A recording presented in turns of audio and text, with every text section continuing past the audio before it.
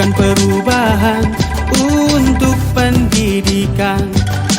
Perjuangan di atas kertas dan ujung pena, merubah peradaban lebih baik dan bermakna.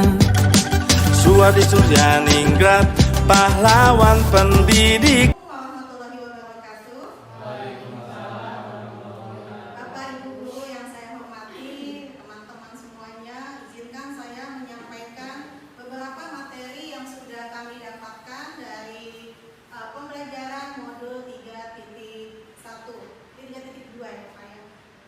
Teman-teman semuanya, di dalam sekolah itu ada ekosistem. Ekosistem itu mencakup adanya lingkungan biotik dan lingkungan abiotik. Seperti yang kita ketahui, lingkungan biotik itu adalah lingkungan yang berhubungan dengan makhluk hidup, dan abiotik itu makhluk yang tidak hidup yang bentuknya bisa seperti bangunan-bangunan.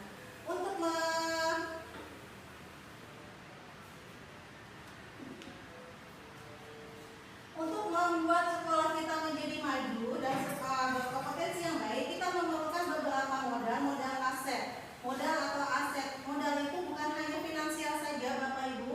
Modal yang harus kita punya itu ada 7. Pertama, modal manusia.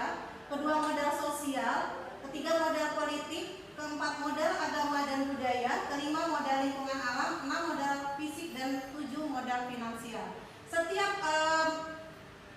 modal aset ini kita akan isi semua bareng-bareng. Kita berkolaborasi untuk mengisi apa saja di sekolah kita dalam modal yang kita punyai. Kita lihat persatu dulu modal manusia.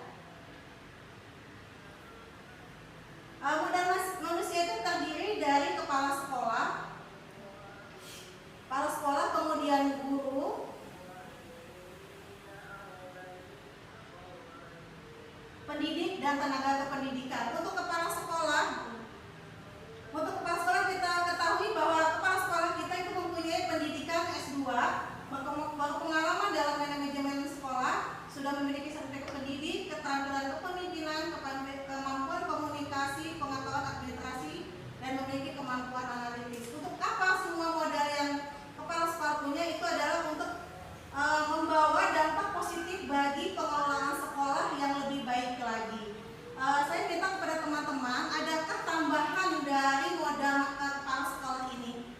Jadi kita ada sharing lagi apa yang kita dapatkan dari kepala sekolah ini, modal yang kita peroleh dari kepala sekolah.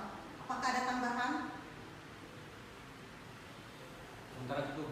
Cukup ya. Jadi kita next ke tenaga pendidik dan tenaga pendidikan yang kita punyai, bahwa kita semuanya berpendidikan S1, ada yang S2 ya Pak ya, belum kita cantum di sini. Kemudian kemampuan berkomunikasi, saya yakin semuanya bapak-bapak punya keterampilan berkomunikasi, dan sebagian besar sudah bersertifikat pendidik. Kemudian guru kita ada yang bisa memiliki keterampilan menyanyi, kemudian olahraga, menari, dan keterampilan pramuka. Yang lainnya adalah memiliki kemampuan IT.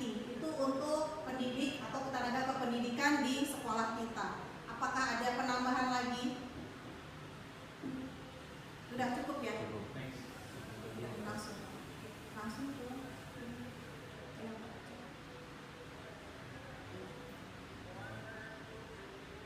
Ya. Tadi modal fisik dan pemanfaatannya, kita sudah mempunyai sekolah. Selama ini kita tidak punya gedung sendiri, masih ikut menghidup SMP 1. Modal fisik kita yaitu sekolah dekat dengan jalan raya, punya fasilitas olahraga ya Pak. Kemudian perangkat dan peralatannya sudah ada, fasilitas kesehatan dari obat-obatan sudah ada, fasilitas umum, gedung sekolahnya ada, tempat parkir, dan tersedianya jaringan internet.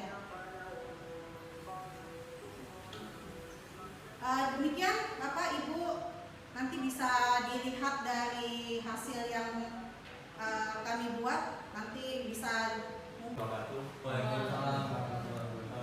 Terima kasih Pak Rizky dan Bu Fasi. Di sini saya ingin bertanya gimana ya mengenai modal aset ini. Seperti sekolah kita kan keterbatasan sarana dan prasarana ya. Seperti saya di sini eskul futsal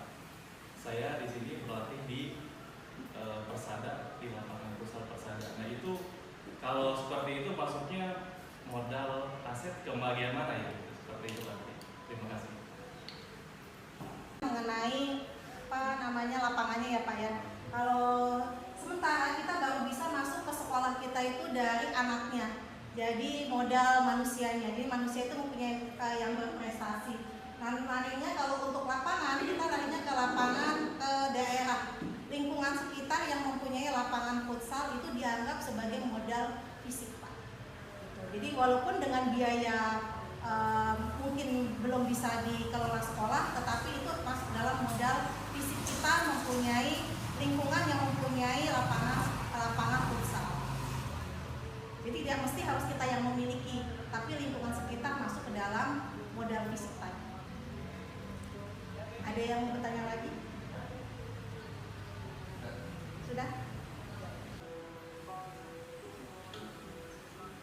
Demikian Bapak Ibu, nanti bisa dilihat dari hasil yang kami buat, nanti mungkin bisa berkolaborasi.